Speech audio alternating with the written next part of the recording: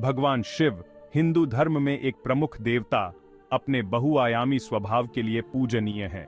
वो संहारक हैं, परिवर्तनकारी हैं, तपस्वी हैं और स्वयं सृजन के स्रोत हैं।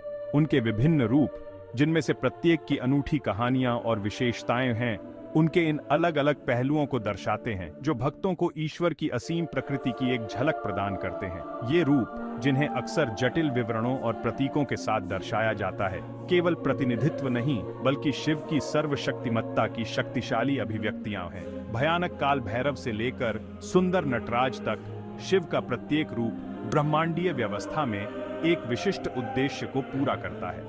वे उनकी असीम शक्ति, उनके अटूट न्याय और उनकी गहरी करुणा की याद दिलाते हैं। इन रूपों को समझने से हम भगवान शिव की गहराई और जटिलता की सराहना कर सकते हैं, ईश्वर के साथ अपने संबंध को और गहरा कर सकते हैं। काल भैरव भगवान शिव का उग्र रूप समय और उसकी अथक यात्रा को दर्शाता है। उनका रूप उतना ही भयानक है जितना उनके नाम से पता चलता है, सर्पों से सजा हुआ, खोपड़ियों की माला और एक भयानक अभिव्यक्ति। यह भयानक पहलू शिव के क्रोध की कहानी से उत्पन्न होता है। किंवदंती है कि ब्रह्मा सृष्टिकर्ता के रूप में अपनी शक्ति के नशे में चूर होकर घमंडी हो गए और शिव के प्रति अनादर करने लगे। क्रोधित होकर शिव ने काल भैरव का रूप धारण किया और ब्रह्मा के एक सिर को काट दिया। यह कृत्य जबकि चरम पर ब्रह्मांडीय व्यवस्था के संरक्षक के रूप में शिव की भूमिका और ईश्वर का अनादर करने के परिणामों को रेखांकित करता है। वाराणसी, भारत में काल भैरव मंदिर उनके आशीर्वाद लेने वाले भक्तों के लिए एक महत्वपूर्ण तीर्थ स्थल है। यह मंदिर प्राचीन विद्या में डूबा हुआ है। माना जाता है कि यह उसी स्थान पर स्थित है जहां भैरव ने ब्रह्मा का सिर लिया था। काल भैरव की कहानी शिव पुराण और कालिका पुराण जैसे प्राचीन ग्रंथों में वर्णित है, जो हिंदू पौराणिक कथाओं में उनके स्थान को और मजबूत करती है। वीरभद्र शिव का योद्धा रूप, उनके सुरक्षात्मक स्वभाव और धार्मिकता की उनकी उग्र रक्षा का प्रतीक है। शिव के क्रोध से उत्पन्न यह भयानक योद्धा, जिसे अक्सर कई अंगों के साथ चित्रित किया जाता है, हथियारों की एक सरणी का संचालन करता है। वीरभद्र की कहानी शिव की पहली पत्नी सती की कहानी से जुड़ी हुई है।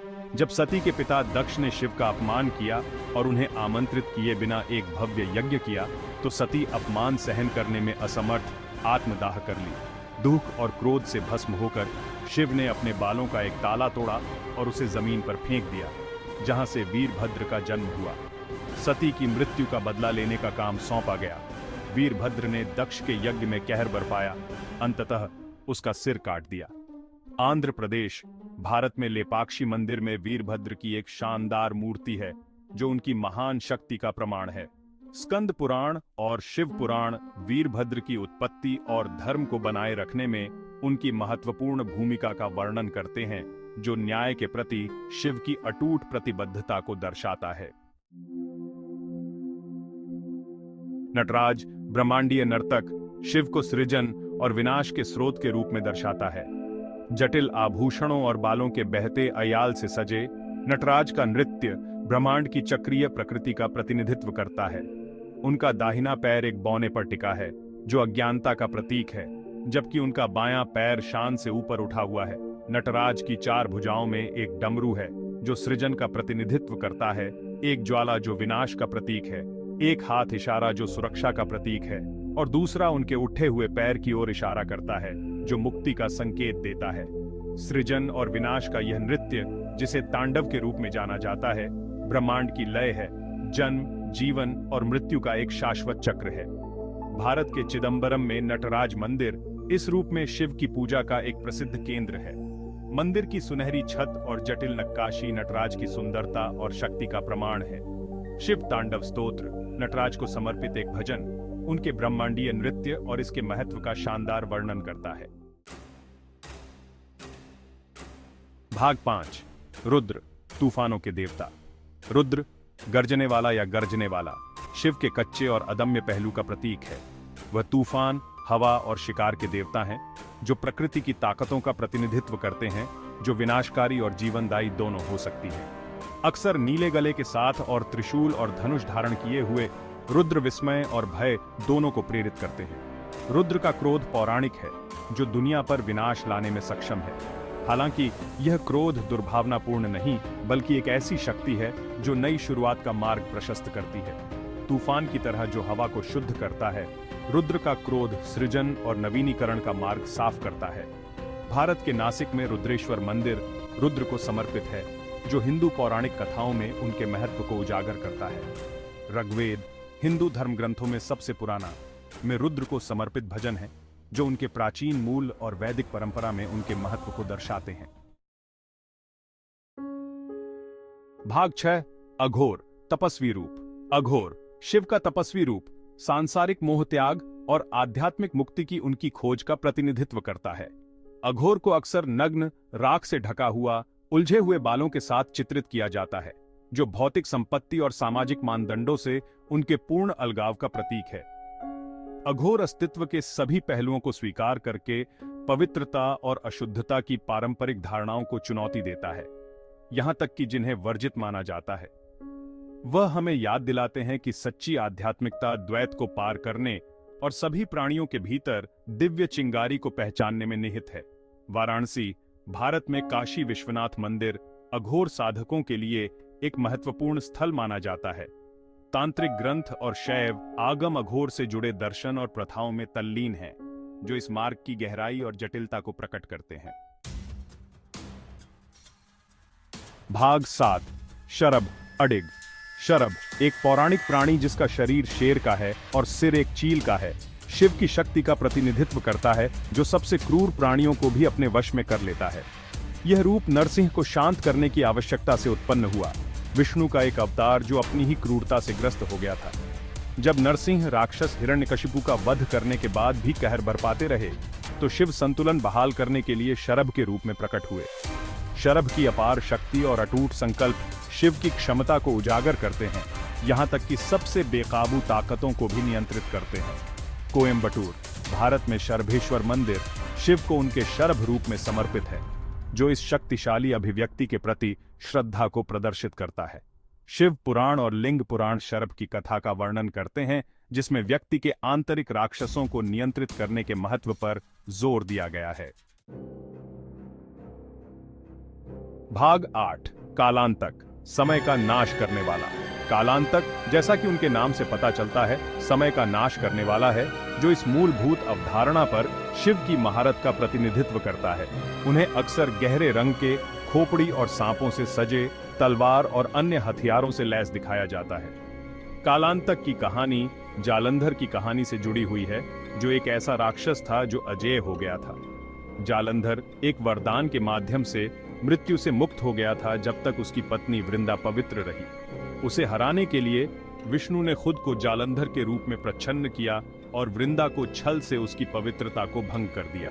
क्रोधित होकर जालंधर ने शिव को एक द्वंद्व युद्ध के लिए चुनौती दी, जिसके दौरान शिव ने कालांतक का रूप धारण किया और राक्षस का वध कर दिया।